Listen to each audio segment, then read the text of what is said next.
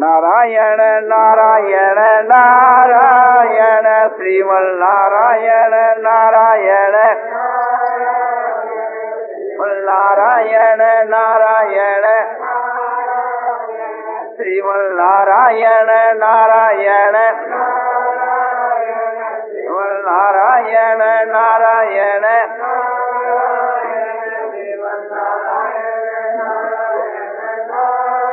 आनंदमय आनंदमय आनंदमय आनंदमय पूर्णानंद पूर्णानंद अपार आनंद शांत आनंद घन आनंद अचल आनंद ध्रुव आनंद नित्यानंद बोधस्वरूप आनंद ज्ञान स्वरूप आनंद आनंद ही आनंद आनंद ही आनंद आनंद ही आनंद शांति शांति शांति।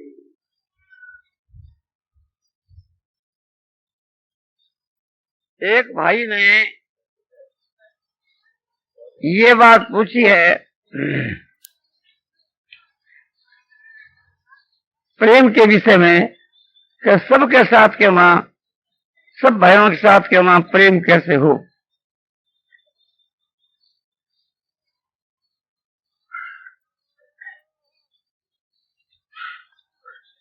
सबके मां भगवत बुद्धि हो जाए और प्रेम हो जाए तो बेड़ा पार है। प्रेम का उपाय यह है कि सबके साथ में हम लोगों को निष्काम भाव से प्रेम करना चाहिए, या भगवान को खुश करने के लिए प्रेम करना चाहिए। और उसका उपाय यह है कि गुण और अवगुण सभी में होते हैं। भगवान को छोड़ करके और महात्मा को छोड़ करके संसार के मां जितने जो समझो कि प्राणी हैं, देवता के, मनुष्य के और यक्ष राक्षस जितने जो दुनिया में प्राणी हैं, भगवान को छोड़ करके सभी में अवगुण भी होते हैं और गुण भी होते हैं।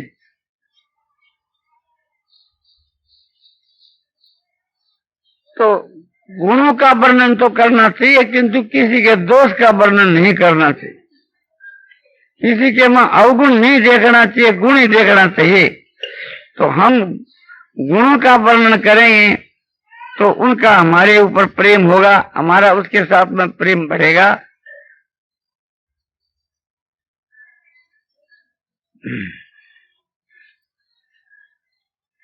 किसी के गुणों का जो गान है, वर्णन है, वो सच्चा करना चाहिए, झूठा नहीं करना चाहिए। झूठे का असर कुछ नहीं होता है, झूठ से कोई लाभ नहीं होता है। कोई भी मनुष्य झूठ से लाभ उठाना चाहे तो वो गलत रास्ते के ऊपर है। गुणों का गान करने से भगवान खुश हो जाते हैं और वे भी हमारे साथ में प्रेम करने लगते हैं। अच्छे जो पुरुष होते हैं वे भी एक प्रकार से खुश होते हैं, देवता लोग भी खुश हो जाते हैं। भगवान से ऊंचा और कोई नहीं, वे भगवान भी खुश हो जाते हैं। और नीच से नीच, बदमाश से बदमाश आदमी जो है और उसका हम गुणों का गान करें तो वो भी खुश हो जाता है। इसी प्रकार से थी, हम किसी को मान देवें तो उससे भी अपने वो खुश होता है। तो भगवान स्वयं अमानी है, किंतु वे भी दूसरे को मान देते हैं, अमानी मान जब। तो हम लोगों को यही बात सीखनी चाहिए भगवान से कि खुद तो मान नहीं चाहना चाहिए और दूसरों को मान देना चाहिए। तो हम दूसरों को मान देंगे तो उनके साथ में हमारा प्रेम अवश्य बढ़ेगा।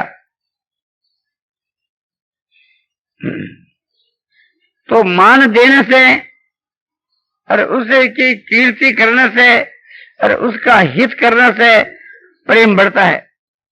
तो ये प्रेम बढ़ाने का उपाय है, अकाट उपाय है। प्रेम बढ़ना ही होगा। हम देवताओं को मान देंगे तो वे खुश होंगे, भगवान खुश होंगे। और नीच से नीच आदमी जो उसका भी मान करेगा तो खुश होगा।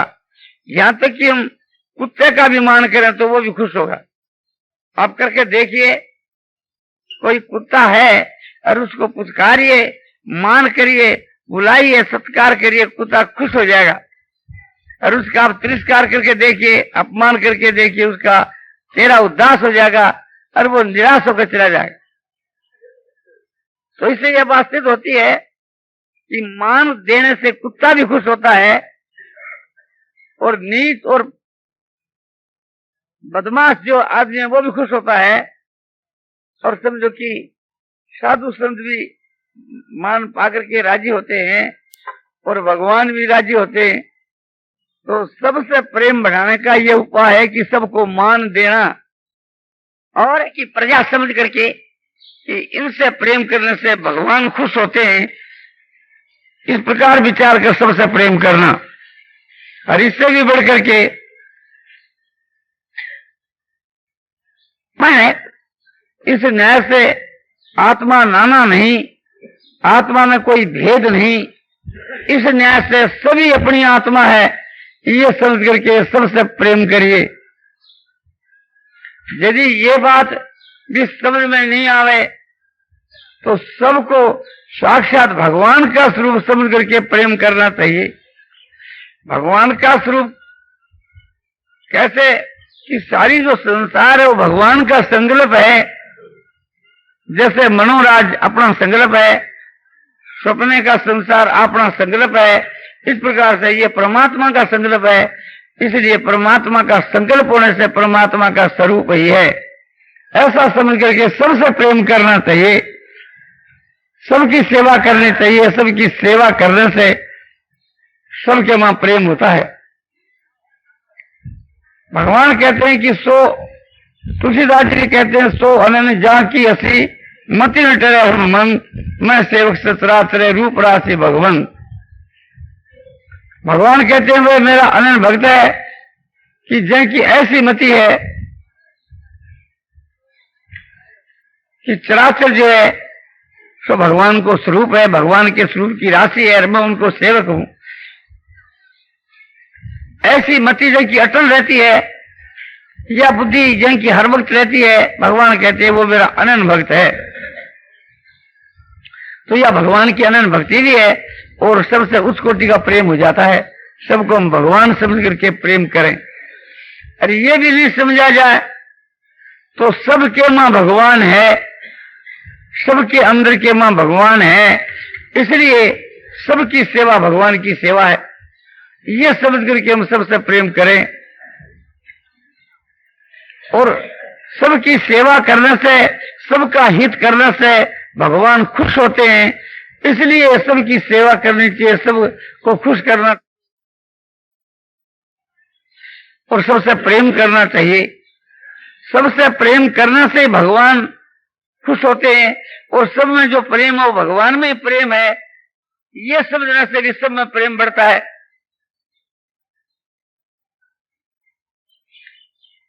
ऐसा प्रेम हम निष्काम भाव से करें, स्वार्थ का त्याग करके करें, तो उससे हमारी आत्मा शुद्ध होती है और हमारे को परमात्मा का ज्ञान होकर के परमात्मा की प्राप्ति हो जाती है। तो ये सबसे प्रेम करने की बात कही। अब दूसरी बात बतलाई जाती है।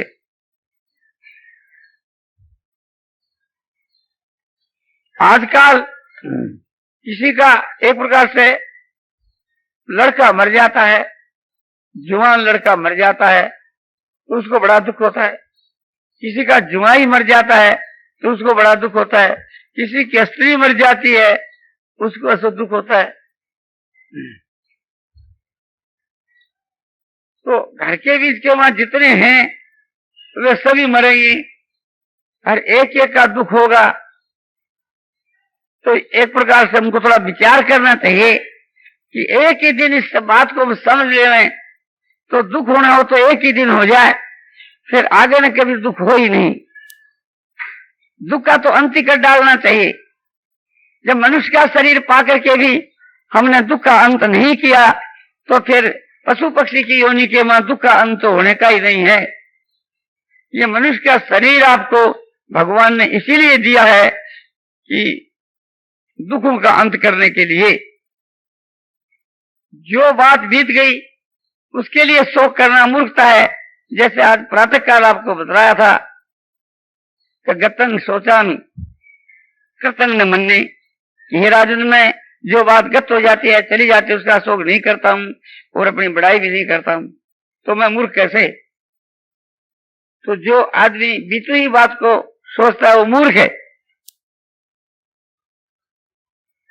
कोई भी घर के मां मर जाता है तो मैं सबके लिए एक व्यापक बात कह देता हूं। स्त्री है, उसका पति मर जाता है, मरता ही है। पति है तो उसकी स्त्री मर जाती है।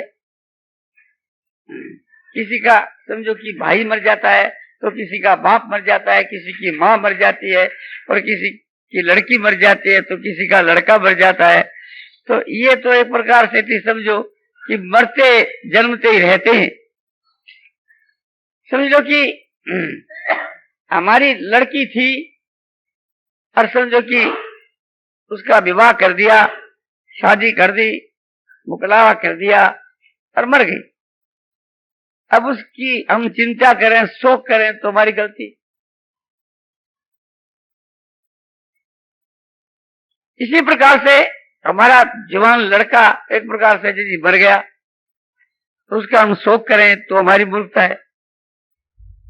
तो ये विचार करना चाहिए, उत्तम विचार रखने चाहिए कि भगवान ने हमको लड़की दी, लड़का दिया, हम उनकी सेवा करें, उनका विवाह किया, शादी की, उनकी जो हमारी पूर्व की मांग थी वो खाता बराबर।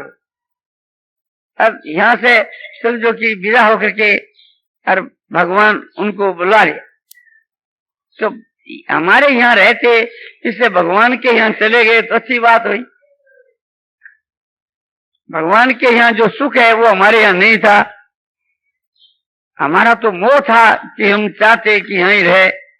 नरसिंह मेहता का लड़का मरा तो वो एक प्रकार से नाचने लगा और कीर्तन करने लगा, और खूब कीर्तन करते हुए आपने समझो कि बस कहने लगा कि भगवान ने बहुत अच्छा किया, बड़ा उपकार किया कि एक प्रकार से उस लड़के को अपने पास बुला लिया।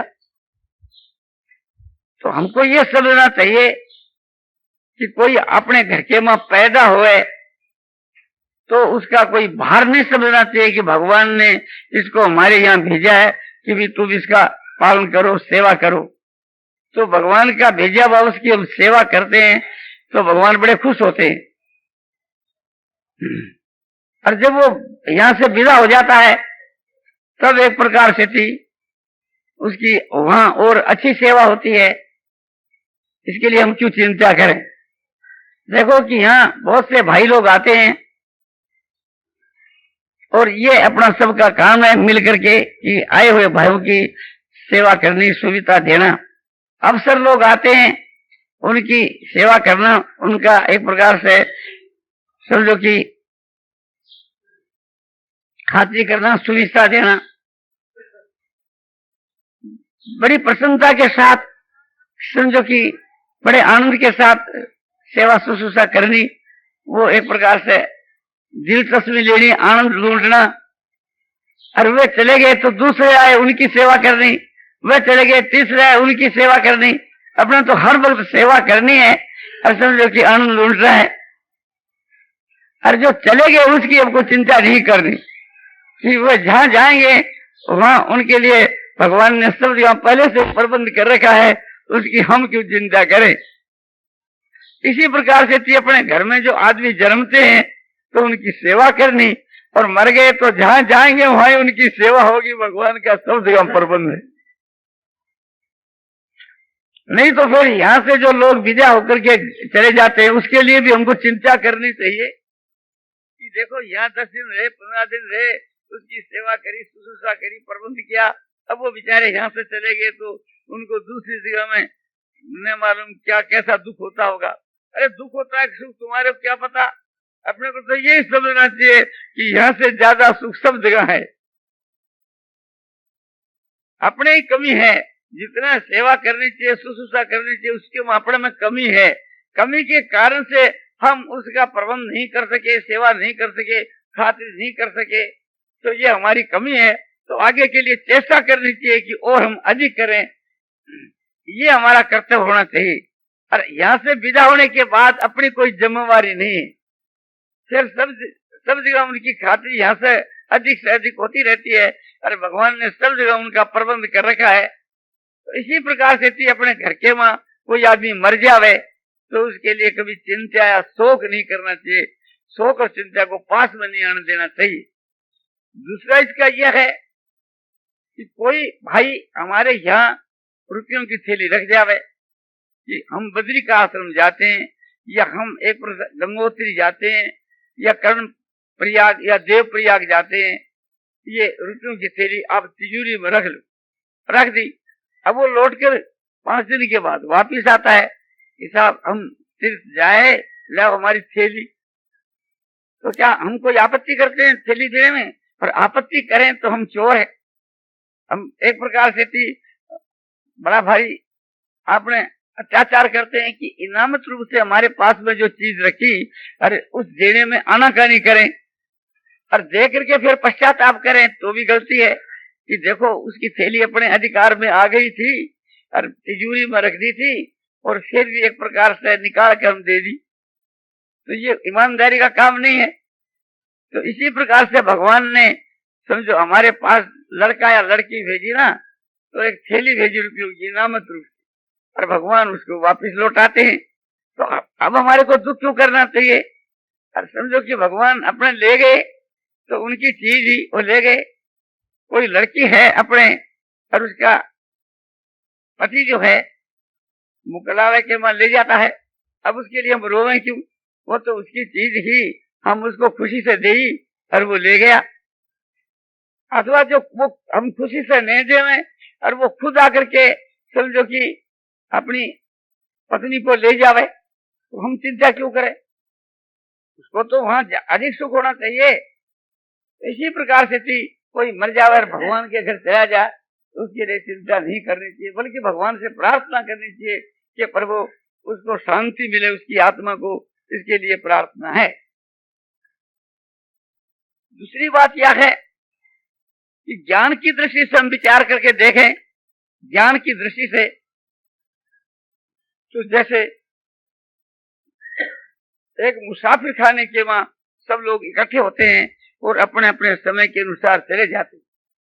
कोई भी किसी के लिए चिंता या शोक करता है? कोई भी नहीं करता।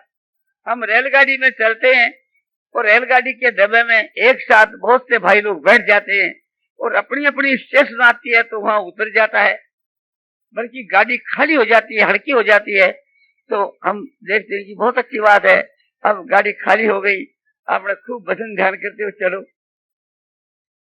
तो ऐसे ही समझो कि गृहस्थाश्रम के वहां घर में 1 आदमी 2 आदमी 4 आदमी मर गए तो रेल का डब्बा जैसे खाली हो जाता है, ऐसे गृहस्थ का डब्बा थोड़ा खाली हो गया।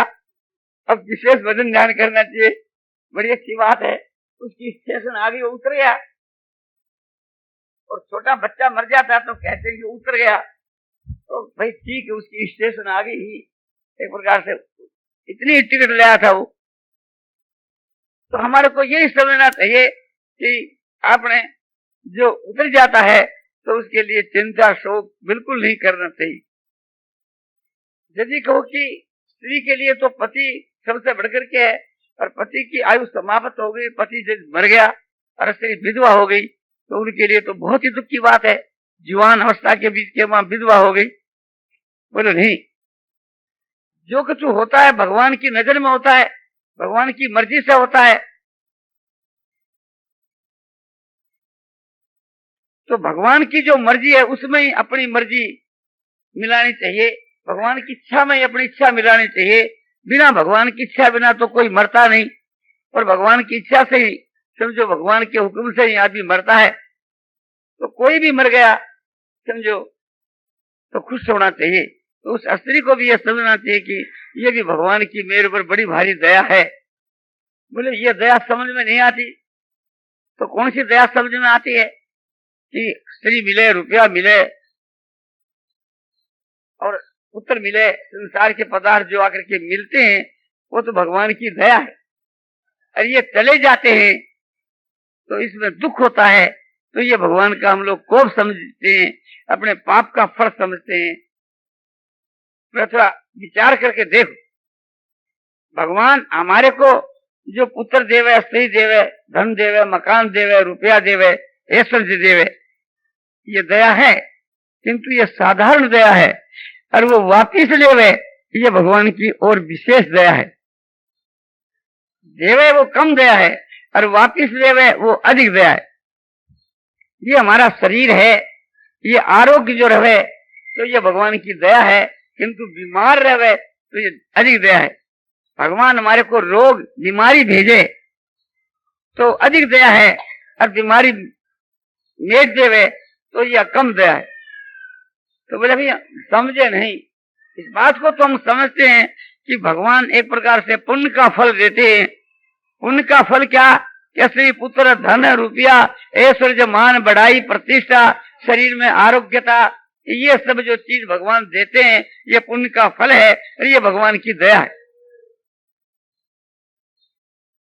तो थोड़ा ख्याल करना चाहिए।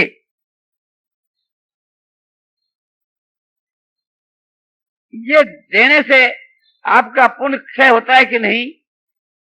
जब ये चीज आपको मिल गई, आपके पुण्य के फल स्वरूप में ये सब चीजें आपको मिल गई, तो आपने कोई पुण्य किया था, उस पुण्य का फल आपको मिल गया, तो पुण्य का जो खाता है वो आपका डेढ़ा हो गया, तो ठीक है।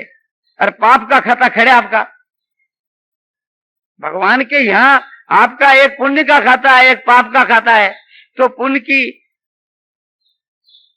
चीजें दे दी आपको, और सब जो आपने जो पुण्य किया था उस पुण्य के बदले में आपको स्त्री पुत्र धन ऐश्वर्य ये सब दे दिया, और दे करके आपका पुण्य का खाता डेढ़ा कर दिया कि आपने जो पुण्य किया था लो सब तुम्हारे को, और दे करके दूसरे दिन तुम मर गए, तो ये उनका तो खाता डेढ़ा हो गया, और वे पदार्थ सब यहीं रह गए, और तुम फिर रोते रोते यहां से गए, तो क्या लाभ हुआ?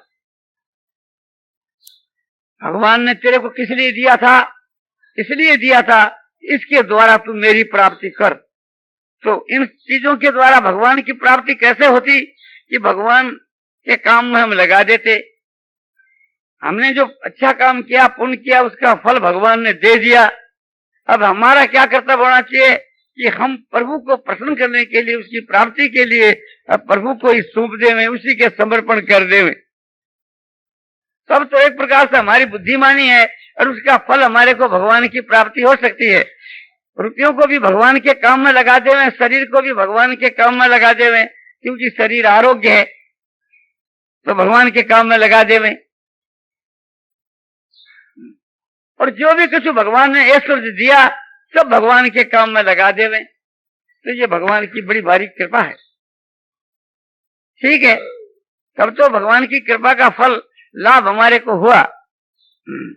तो भगवान हमको ये सब चीजें दे इसलिए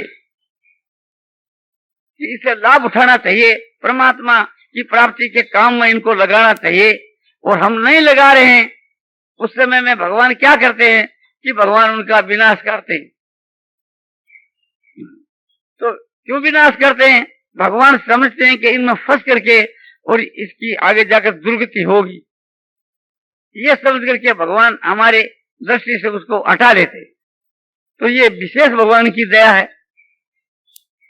और भी ख्याल करना चाहिए, हमारे को भगवान बीमारी भेजते हैं, उस बीमारी से क्या होता है कि हमने जो कोई पाप किया था उस पाप के फल स्वरूप के वहां हमारे को भगवान ने बीमारी भेजी और वो रोग हमारे को प्राप्त हुआ।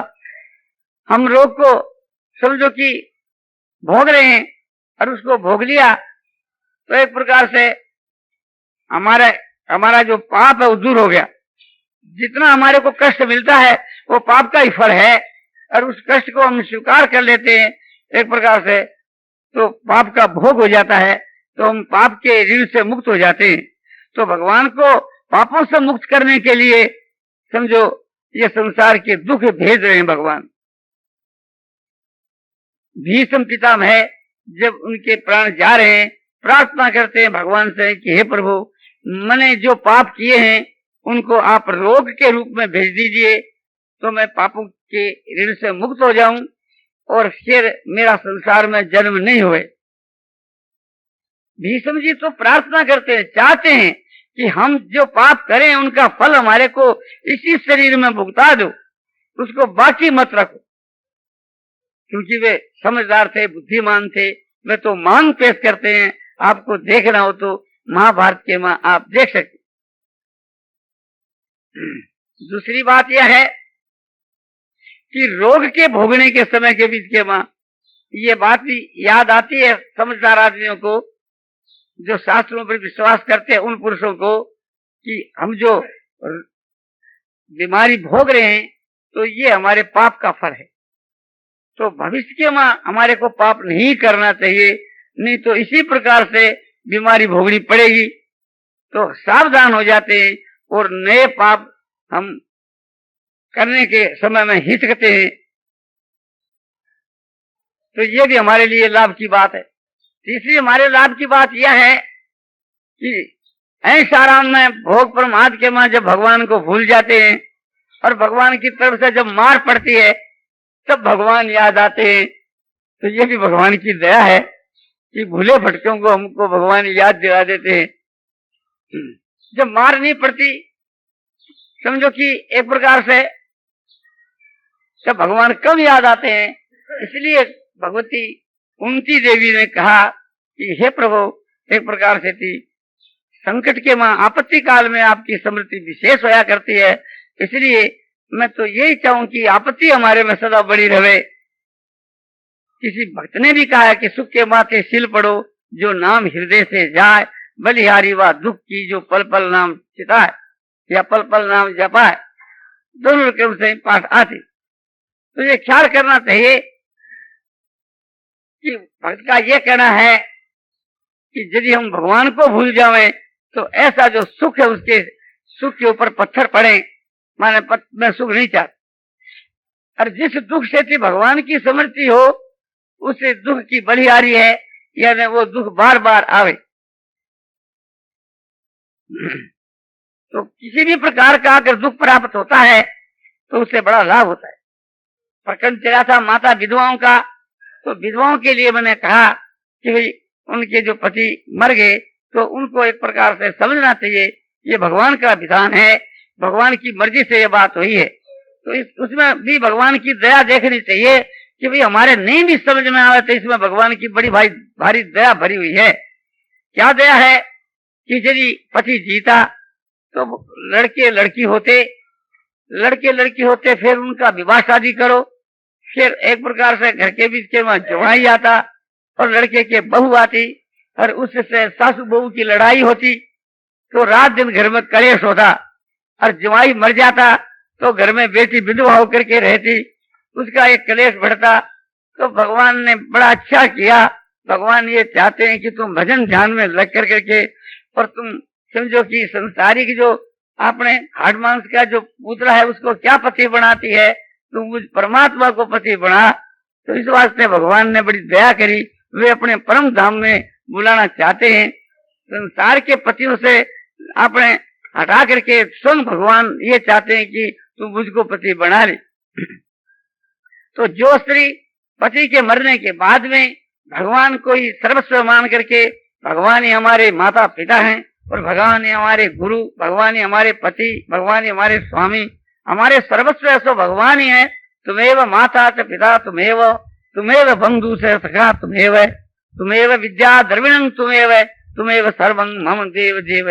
हे देव देव, आप ही हमारे माता पिता और बंधु और सखा, और आप ही हमारे सर्वस्व है, आप ही हमारे समझो धन और द्रव्य, आप ही हमारे विद्या, और जो कुछ बाकी रहा वो भी सर्वस्व हमारे आप ही हो, यानी आप ही हमारे स्वामी और आप ही हमारे प्राण और आप ही प्राणपति, सब कुछ आप ही हो।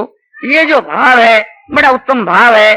तो एक प्रकार से थी ख्याल करो विचार करके, तो गंभीरता से विचार किया जाता है तो स्त्री को हर वक्त आनंद ही मानना चाहिए, विधवा स्त्री को। और विधवा स्त्री होकर के फिर अपने कोई लड़का गोद जावे और फिर उसका विवाह शादी करे, तो भगवान तो कहते हैं कि मैं बड़ी भारी दया करी, समझो तेरे लड़के को भी मार दिया, तेरे पति को भी मार दिया, केवल तेरा सारा झंझट हटा दिया कि तू मेरे में मन को लगा, किंतु फिर तू झंझट पैदा करती है तो उसका फल तू ही आगे जाकर के भोगे। तो स्त्री को कुछ, जब भगवान जो कुछ करे उसमें संतोष करना चाहिए और अपनी तरफ से कुछ भी नहीं करना चाहिए। पति या अपना चला गया, पुत्र चला गया, जो कुछ चला गया वो तो भगवान की मर्जी से गया। असली ने तो ये नहीं है कि भी पति को मार दिया या पुत्र को मार दिया, उसने तो कोई क्रिया करी नहीं, वो अपने आप से ही ऐसी घटना हो गई। तो अपने आप से जो घटना होती है वो भगवान के हुक्म से होती है, वो भगवान की की हुई घटना है, उसमें तो हमको खुशी होना चाहिए, कोई भी चाहे काम क्यों नहीं हो। तो इस प्रकार से थी, उसको खूब आनंद मानना चाहिए, दुख कभी नहीं मानना चाहिए। कोई भी बात हो तो उसके में आनंद ही मानना चाहिए और खूब भगवान से प्रेम बढ़ाना चाहिए।